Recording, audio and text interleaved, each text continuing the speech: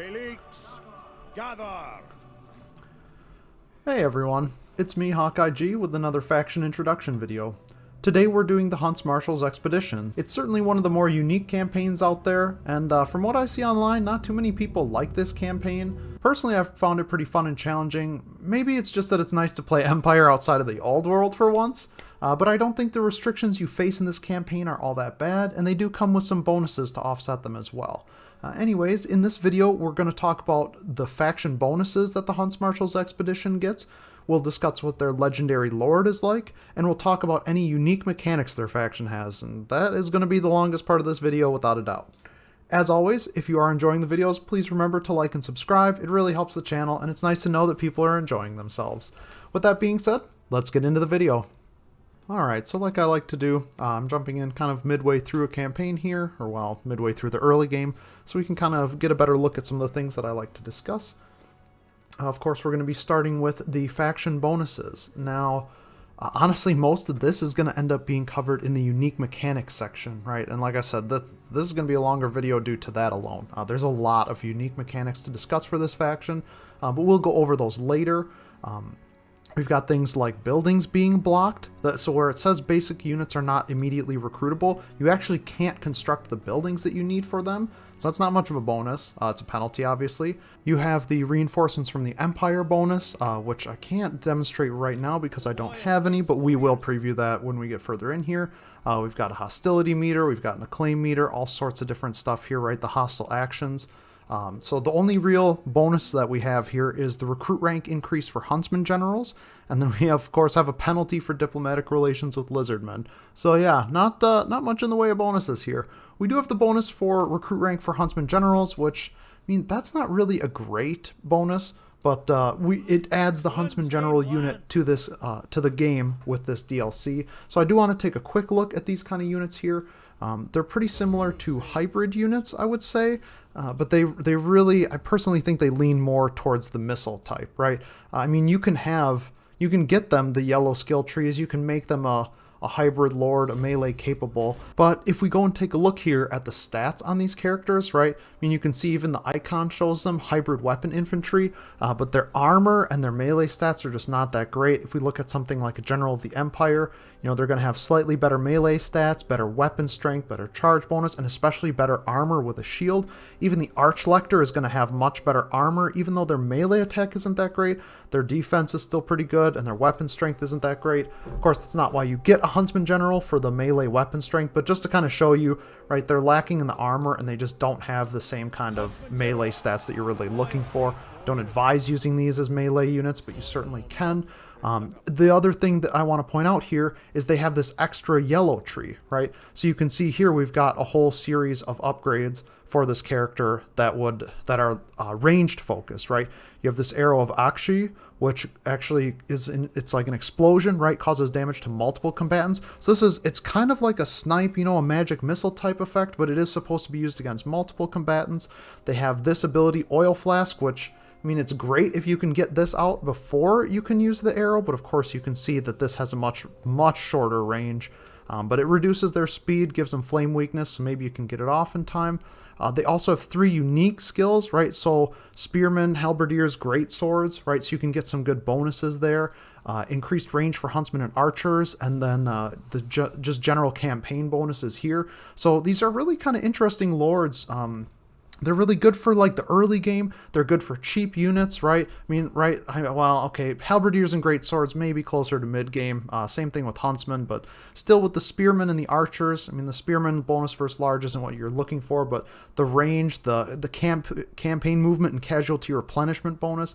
It's just kind of a nice unit. It's interesting. It's a nice add, and it doesn't really match any of like the heroes that they have right now. So it's kind of cool. I also wanted to talk about this, you know, partly because it's the only real bonus that we have to talk about for this faction, but it's also a good lead-in to Marcus Wulfhart, our legendary lord. So, of course, talking about our legendary lord, I'm going to go through it the way I normally do. Now, Marcus Wulfhart is, I would say he is the Huntsman General, right? So he's a Huntsman-type lord. We're going to start with a special trait, which it's crazy. This is a really good trait, right? Ambush defense chance, so not that you should be walking into ambushes very frequently, but you should at least it should never really wreck you. You shouldn't actually get caught in an ambush. You also have a greatly increased chance to ambush yourself, like 50% increased. That's a huge number. Makes him really good at ambushing people, and you kind of need it in this campaign because you do start out as the underdog more or less, especially with the restriction on the buildings. I know we talked about it, I haven't shown you, but the fact that you can't just go straight to whatever units you want does restrict you. This is to help offset that. Another huge thing that offsets that upkeep for archers and huntsmen. And then the woodsman attribute, which allows you to move through trees. That's not the most important part, but it allows you to just spam out some archers in the early game and huntsmen in the mid game when you don't necessarily have the best economy because you don't have the easiest time growing in a place where pretty much everybody hates you. I mean, the only other tangible bonus that you can see with direct numbers or immediately is a penalty for diplomacy with lizardmen. So if we go and take a look at his skill tree, I'll just glance at the unique item once. So he's got the Amber Bow. Obviously this just enhances his abilities as a missile-focused lord. Increased missile strength gives him magical attacks instead of regular physical attacks. Kind of cool. Don't really see it backfiring too much, but it can in some cases. And then it gives you the ability Amber Bow. Now, it's just like a magic missile, like a snipe type ability, a symbol to similar to Arrow of Kurnos for the Wood Elves. But he does still also have another snipe ability, kind of like the Arrow of HawkeyeG that we looked at for the Huntsmen Generals.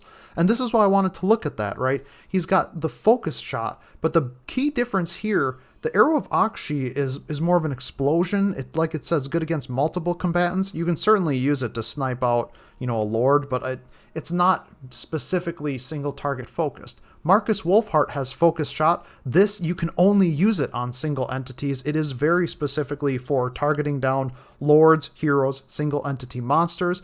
And an important thing to note here is the first effect, scaled projectile damage against combatants with missing health. It's not clear what that means, but I'll tell you what it means. It means the lower a target's health is, the more damage that this actually does.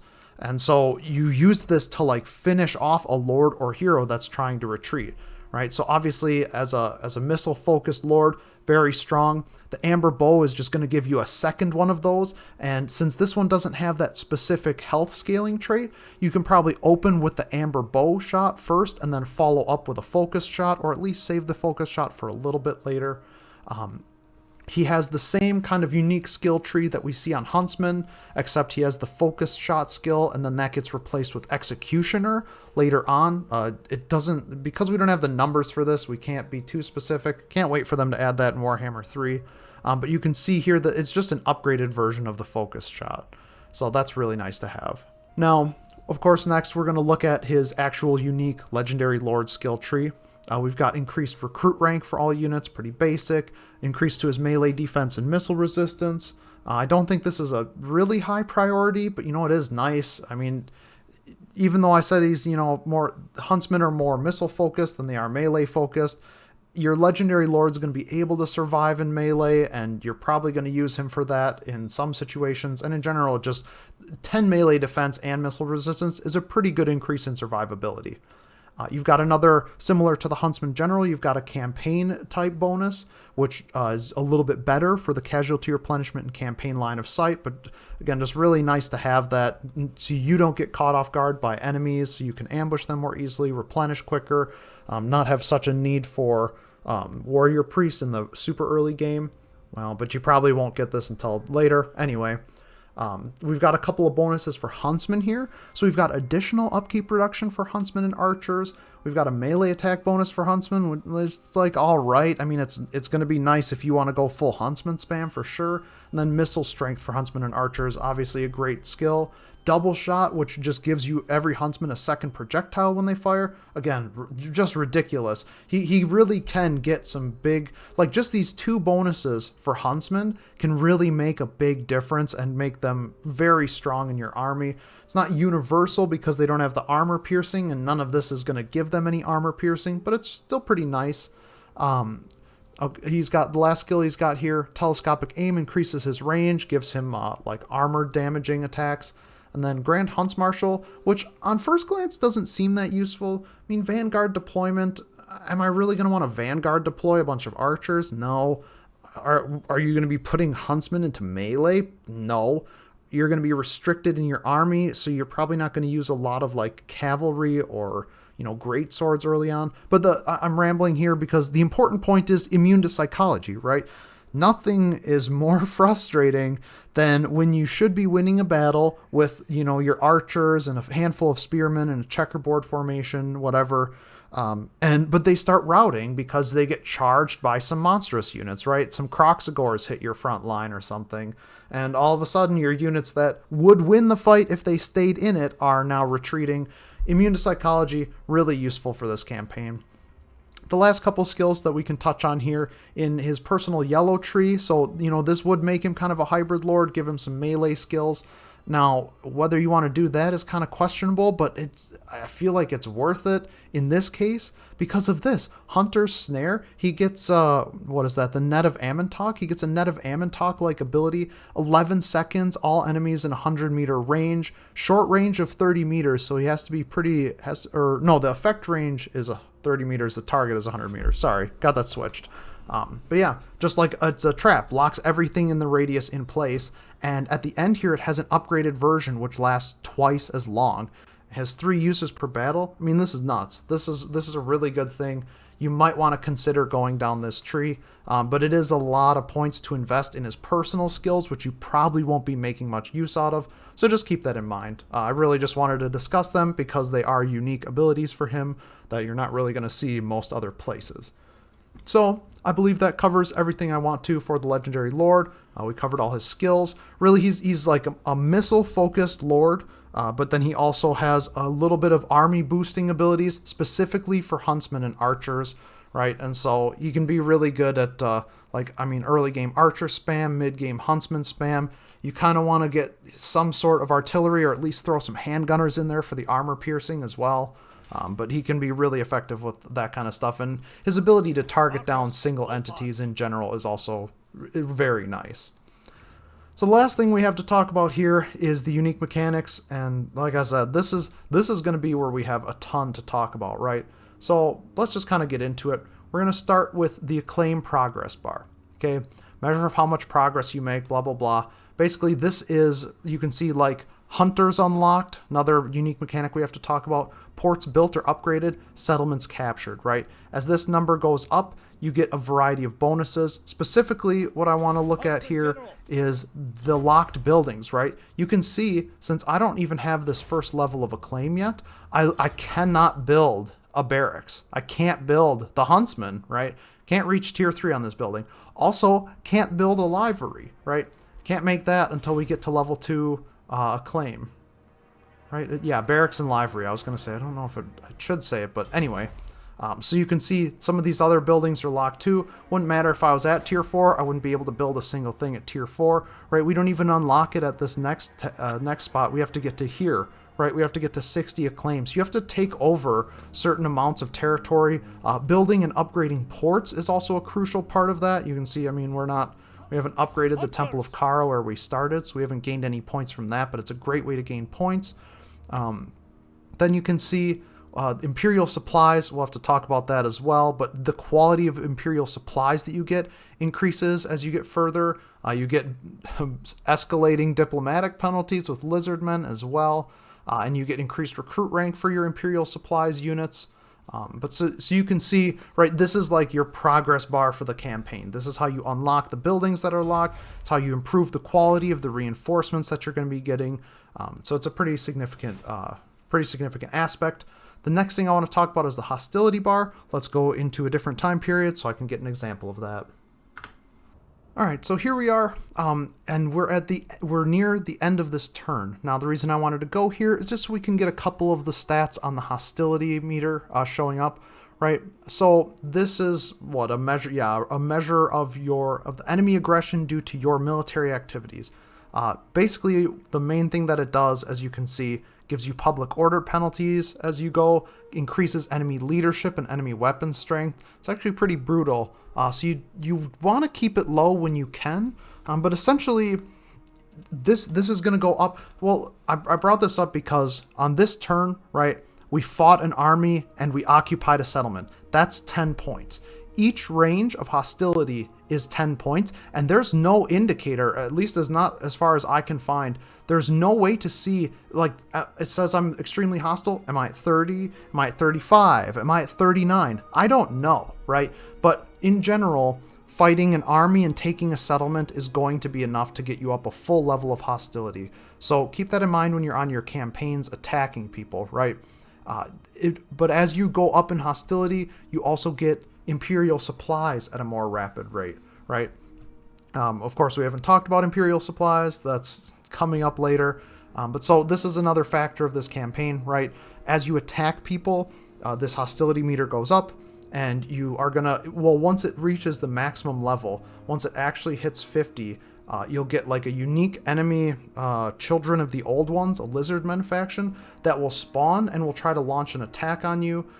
Throughout this campaign, the majority of the attacks would go to my capital here at the Temple of Kara. However, it is possible for them to spawn an army by the actual capital of the province instead. And if you can get an army there in time, they might even run over to a different settlement in that province. I really had like 3-4 in a row all go to the capital, all spawn right here, no problem. And then had one spawn at the actual province capital. So it's hard to say exactly where they'll spawn. Just know that whenever you go on a campaign and start fighting somebody else, it's very likely that at or near the end of it, you're going to hit max hostility, and that's going to end up causing, like, you get like 2 turns warning, and then after 2 turns, the army spawns and will attack you. So you just kind of got to be aware of that. It's basically like a limiter on your growth and expansion rate in a way, but it's offset by other things, right? Like I said, you get Imperial Supplies faster, and we'll talk about that next. But every rank, like if you're at level 1 hostility, you get Imperial Supplies something like every 50 turns. And you can see it's definitely been 5 or 10 turns across this campaign already to get to this point, to get to like level 3 from level 1 again, but we're down to 11 turns. So there is kind of a strategy to keep your hostility high and bank a couple rounds of reinforcements. You also automatically get reinforcements whenever you hit maximum hostility. So it's possible to kind of, like, I could take myself to level 4, wait for 5 turns to get the reinforcements, then go and attack somebody to hit level 5 and immediately get reinforcements again. It's almost, maybe I'd compare it to kind of loose comparison to vampire counts, where the more aggressive you are and the more damage you're doing, the more often you're going to get troops that you can just automatically replenish into your armies. So let's talk about that, right? Imperial Supplies. You get an additional recruitment pool for Imperial Supplies. These are given to you whenever this timer hits 0 or whenever you fill your hostility meter. The quality of troops depends in part on your acclaim. It depends in part on your relation with the Elector counts from back home. Again, another thing that we have to talk about that we'll talk about next. But so this is like recruiting regiments of renown, right? This is instantaneous recruitment. I can take any of these units, immediately recruit them into this army on this turn for no cost, and then they'll be in this army immediately, right? And like I said, as you get higher rank in this, you get, or higher level acclaim, it increases the recruit rank of these units, so you can see they can come in at a pretty good rank. You actually, maybe I should have mentioned this too, don't have a normal place for this in my explanations, but you have some unique mechanics here where you, like, or unique research, sorry, because you don't have the fealty mechanic, right? So recruit rank for Imperial Supplies, campaign-wide casualty replenishment, construction for ports, and then an additional detachment of reinforcements with every Imperial Supplies delivery. So we'll have to talk about Imperial Supplies delivery and get an example of that. But that's what they are, right? You get this recruit pool that you can instantly recruit from. You'll be able to select which type of troops you get each reinforcement through like a dilemma that pops up. And yeah, so like I said, whenever you get them on like a countdown timer or whenever you hit max hostility. So pushing out allows you to get some good stuff. Now, I don't think I have anything good available, but if you look, you can see we can get something like steam tanks. We can get like Empire Knights with great swords, Outriders, grenade launchers. Where's my cannons, Hellstorms, and Hellblasters, right? And, well, I got an event that I'm going to load up that I can show you. But, so I want to see here because I still shouldn't have, yeah, you can see, I don't even have a foundry built. I don't have a foundry built anywhere in here. And I literally cannot build the Hellblaster volley guns But I will be able to show you a dilemma where it's going to give me a Hellblaster volley gun anyway. And despite not having a Hellstorm or a Foundry built, I have a Hellstorm rocket battery and 2 great cannons in this army right now. So you kind of get like a hodgepodge of units a little bit. You can't make a perfect army for yourself, unfortunately. But yeah, basically just know that even in the early game, you can get some high-tech weapons and units through this mechanic. Now, let's go and take a look at what I was talking about so we can get some better ideas of what the reinforcements and stuff look like. Alright, so here we are, very early game of this campaign. 1 turn left on our Imperial Supplies, and we don't even have any hostility. So let's go ahead and see what those supplies are going to look like here. So here we have the pop-up that I was talking about. Okay, whenever your Imperial Supplies cooldown is done or you reach maximum hostility, you'll get this menu, and so you can pick the kind of troops that you want. You can get some high-quality infantry, right? Despite the fact that this is turn 5, I could have halberdiers, huntsmen, and a greatsword in my army this turn. I could get 3 Empire Knights and 2 Pistoliers this turn. I could get or I could get a great cannon and an outrider. Now, that's not much, right? An outrider and a single great cannon. But again, remember, I can't make this building to get great cannons. I mean, obviously, we're early game. I'm not even close to being able to achieve this. Outrider grenade launchers, Empire Knights and Pistoliers would actually be doable. But something like great swords I can't get. Halberdiers I could get if I put a blacksmith in here, but we don't have the build slots for that now. But the point is, you can get those kind of reinforcements right away, right? Here we are on turn 5. I can have a great cannon and an outrider grenade launcher in my army. So that's what the supply mechanic looks like. Let's look at one more example real quick. All right, so here we are late in the campaign again. As you can see, we're at Tier 3 Acclaim, which means we do have the Menagerie and Foundry. We also have Elite Imperial Supplies received, right? If I go here, you can see that I can't build the top-level Engineer's Workshop of the Forges, but I can build Tier 4. I can get these kind of units, Great Cannons, Hellstorm rocket batteries. So let's take a look at what happens. You can see we've got 5 turns left on Imperial Supplies, Hostility level 4. If I go down to the Blood Swamps here and I attack it, that is going to be enough to push me into the top level of hostility, which you can see will trigger an Imperial Supplies delivery. Now we've got elite reinforcements, right? So we've got a much better number of the infantry we were looking at before. We've got much higher level cavalry, right? No Empire Knights, we've got Reichsguard and Demigriffs. We still have some kind of 2 war wagons with mortars that nobody's ever going to want to use, but a steam tank and a Luminarch, that'd be kind of sweet.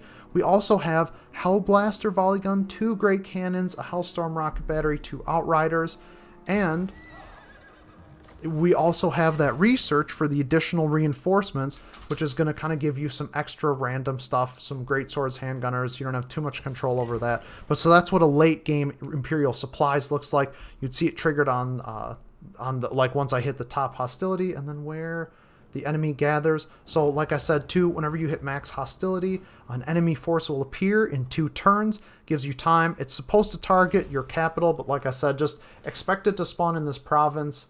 Safe bet that it'll be at your capital, but not a sure thing. Okay, we've talked about the Acclaim bar, we've talked about hostility, we've talked about Imperial Supplies. All of those things are connected, and you should be able to understand how they're connected now, all the things that I've talked about. If you need to review the sections, please go ahead. But we're still not done, okay? There's also another mechanic, the Elector counts and the Reichland raids. Approximately every 10 turns, you get some sort of event for things that are happening over back in the homeland. You choose from one of 3 states to support with a debuff for you as a result, and then 5 turns later, they give you some kind of reward. Now, if we go back and look here, right around turn 80, we have something like Pirates Steal Plunder. And so this would be an event. We'd pick from one of these options. It'll give us a debuff. And then if we go to turn 85, we should be able to have a cat jump through here. And then after the cat gets out of the way, oh, is it going to be a little bit later? Elector pledges aid.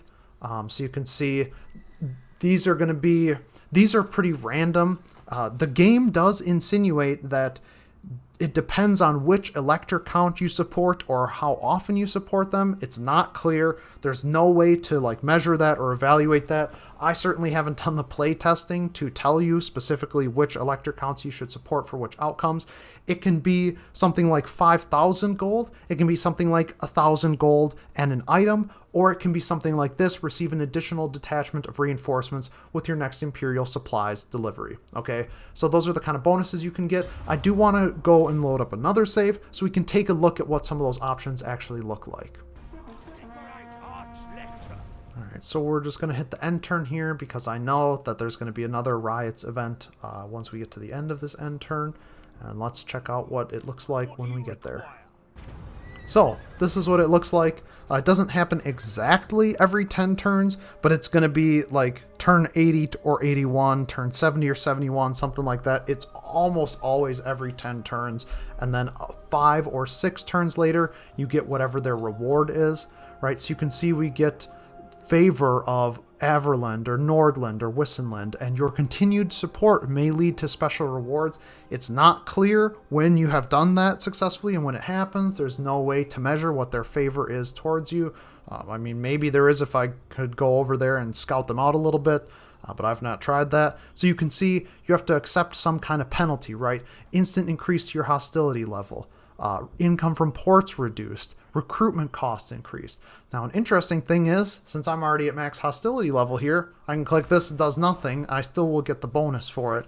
But so that's what that event looks like. Those are some of the options. Yeah, recruitment costs, public order, hostility, port, like income decrease, stuff like that are the kind of things that you're going to see from one of those events. So that's just another little unique mechanic that comes up here. I bring it up especially because it's important in the early game. Because you're going to rely on whether it's money or additional reinforcements or whatever the case may be. It's just good to know that it's there, right? That's not one of the explicit mechanics that's listed here, right? Using those Imperial reinforcements is extremely crucial in this game, in this campaign, to be able to survive your early game. But like I said, they don't mention that you kind of have these like ongoing events that, you know, every 10 turns you take a penalty, but every every 5 turns after that, you get some kind of bonus. Some are obviously better than others, but just so that you're aware it exists. Now, the last thing that I want to look at is the final thing we're going to talk about. I know we've already talked about a lot. This video is starting to get a little long, but bear with me. Thank you for sticking around. We are going to talk about the Wulfhart's Hunters. Now, I'm jumping back into the early game, so I can leave a little bit of the element of surprise for you while you play through this campaign. You can learn some of these things yourself and discover some new things. But so, Wulfhart's Hunters, you've got this whole menu here for 4 unique heroes. You have a Witch Hunter, you have a Dwarf Engineer, you have a Wood Elf Waystalker, not a Glade Captain, but a Waystalker, and then I would say this is a Bretonnian Paladin. It's a Paladin, except it's not like he doesn't get a horse, okay? Yeah, he is a Bretonnian. So each of them will have a series of 5 missions that you need to complete for them. Completing these missions will give them different things, right? It'll give them traits that give them bonuses. It will give them a unique weapon that greatly increases their power. You can see the kind of specialties that they have that can give you different bonuses through your campaign. So it's really just a nice thing to have. They're all unique heroes, and none of them will count towards any of your hero caps, even the Witch Hunter hero. And they can be really useful, right? It's nice to have them in the early game for running around, taking care of different stuff, right? Scouting these ruins while I have a hero running through, make sure I don't die to something stupid over there. Being able to reduce corruption, and especially once they start building up some of their bonuses. It's also really nice to have them in your army. You can spread them across different armies, or you can stack them all in Marcus Wulfhart's army and have some really strong hero characters in there. I kind of recommend spreading them out at least slightly, because remember, you're still going to want room. Like, there's not a warrior priest or a mage hero, and despite the fact that Marcus does have this skill, that 10% casualty replenishment, and even with this casualty replenishment here, I don't think that's going to be enough for what you want, or at least it doesn't hurt to have a warrior priest. They've got some great skills too. And yeah, if you just stack all these heroes and you still don't have a mage, so you got to find room for that. You got to find room for your hodgepodge of Imperial reinforcements. You still want a couple of handgunners for anti-armor, and then you want your huntsmen.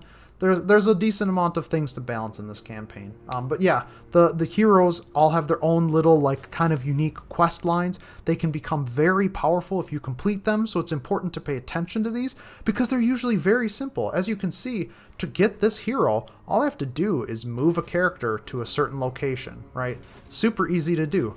What's this person's second quest? Get them to level 5. Literally doing anything with this hero as long as I put them in an army or use them on the campaign map is going to complete their objective, and it's going to give her a very powerful, unique weapon.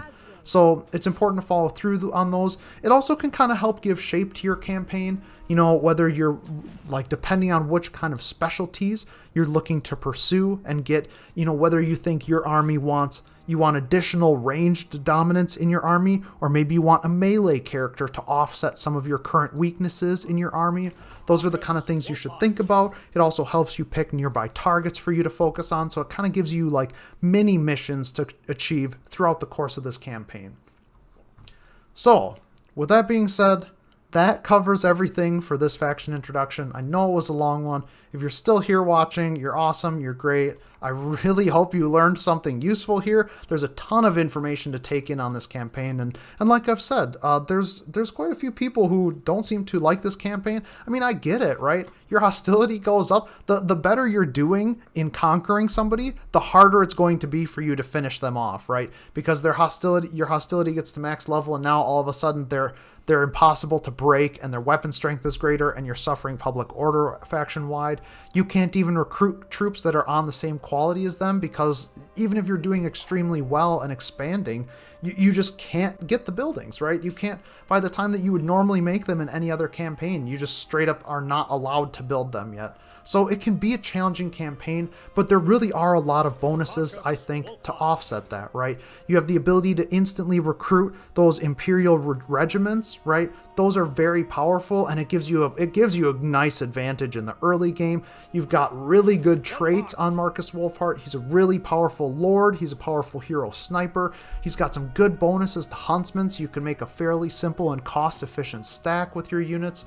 You've got the heroes that you can play with, and having 4 unique heroes is quite a decent amount, and you can spread them through the armies or do whatever you want with them, but just being able to get those, and especially not having it count towards your hero capacity, really nice to have. Of course, you've got the little dilemmas. Those are probably more negative than positive, but overall, it's a really fun campaign. There's a lot going on here in the New World.